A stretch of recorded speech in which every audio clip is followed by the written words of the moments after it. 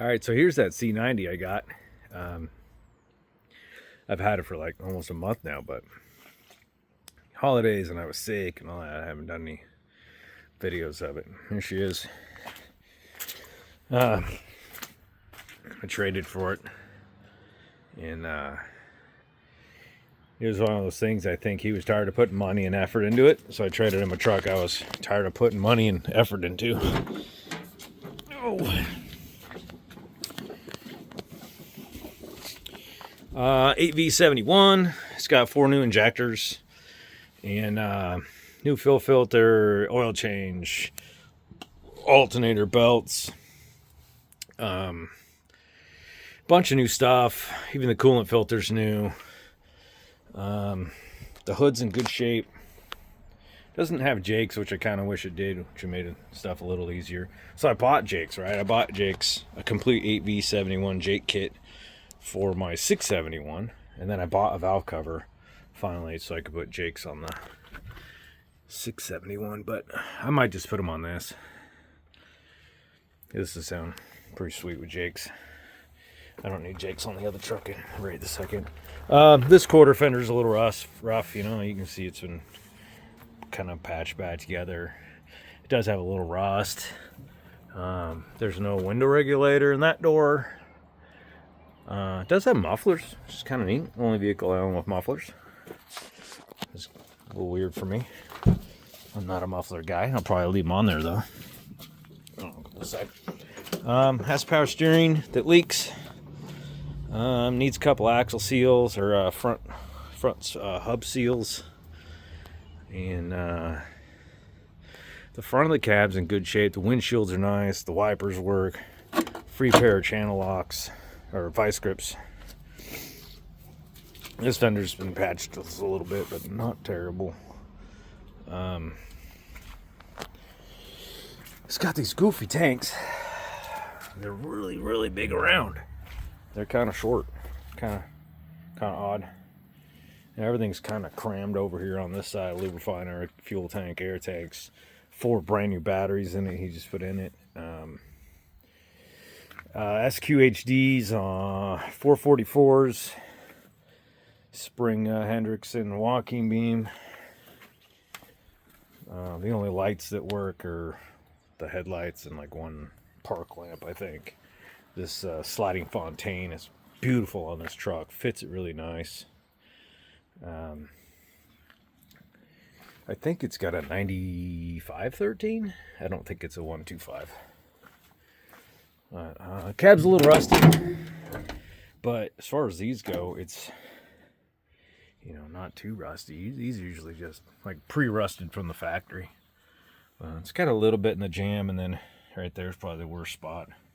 It came from eastern Washington, so it's pretty dry out there. So if you're ever going to get a truck and you want one with a clean body, man, that's usually where I go. Let me put the seat back down.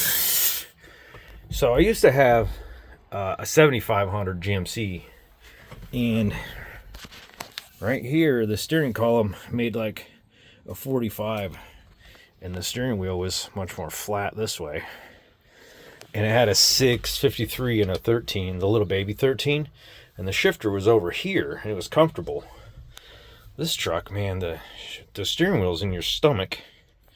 I'll put air back in the seat, and the shifter's in your elbow.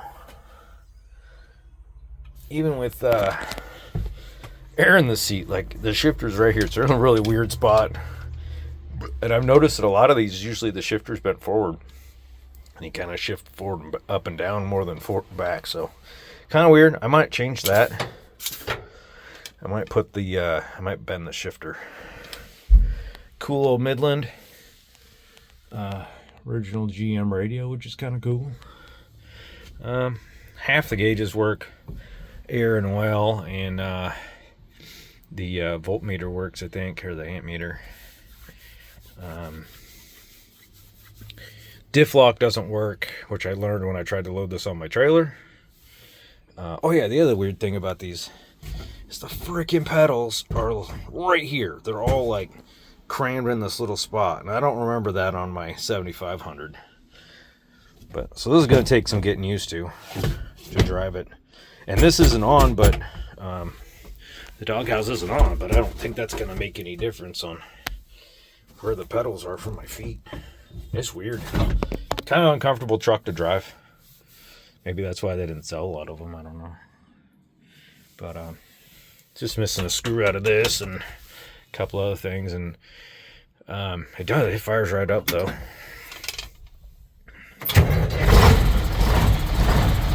Every time, even when it's cold, it was like 40 degrees out the other day. It fired right up. Rev's a little bit slow, but it's not bad. You can see the diff. The diff lock light is on, but the diff lock definitely does not work. Air conditioning, see? Nice air conditioning, it works. Windshields are in really good shape. Wipers work.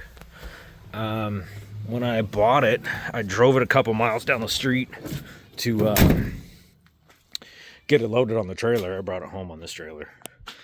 And not with this truck though. And the guy about 6 doors down from where I got it had the same exact truck, same paint, except it was a single axle, which is kind of cool. So somebody up there must have had a fleet of these, at least 2 of them. So there she is. They're pretty cool. Probably not going to see me do much with it for a little bit, as the Freightliner does not start. And then I got a bunch of new parts for my K100, and I want to get that running to get some heat in the motor and see if the motor's any good. So anyways, here she is. What a beast. She's pretty sweet. I like this one a lot. I'm hoping to get driving. I want to drive it around a little bit more. I drove it like 2 miles up to where we loaded it, but that's not very far. And it's in pretty good shape as far as these go. Man, every time I ever saw one of these, like my 7500 when I bought it, that's why I bought it, it was very rust free. And I sold the doors, which really sucks because they're the same door and they were perfect. These doors aren't too bad, but they're not too good either. You know, like I said, I might even leave the mufflers on it. The back of the cab isn't all rusty. A little bit over there, but it's not bad for one of these. And it's not greasy underneath. I don't know if he pressure washed it or not, but it's not all nasty and gross underneath, and the differentials aren't leaking. But I think it's a pretty solid trade, pretty solid truck. I wasn't using the other truck. It's been sitting here for months, so better. Anyways, as soon as I get a couple other things fixed, we'll take this thing for a rip around the block. It is low geared with 444s, but still usable. 410s would be nice, or 390s, 370s. It's not like I'm gonna be towing anything heavy with it, so. And that bumper is just impressive. I love this bumper. That extra piece under the bottom with the extra holes, just perfect for these. Kind of like having, you know, like double bumpers. Anyways, there she is, my 75 C90.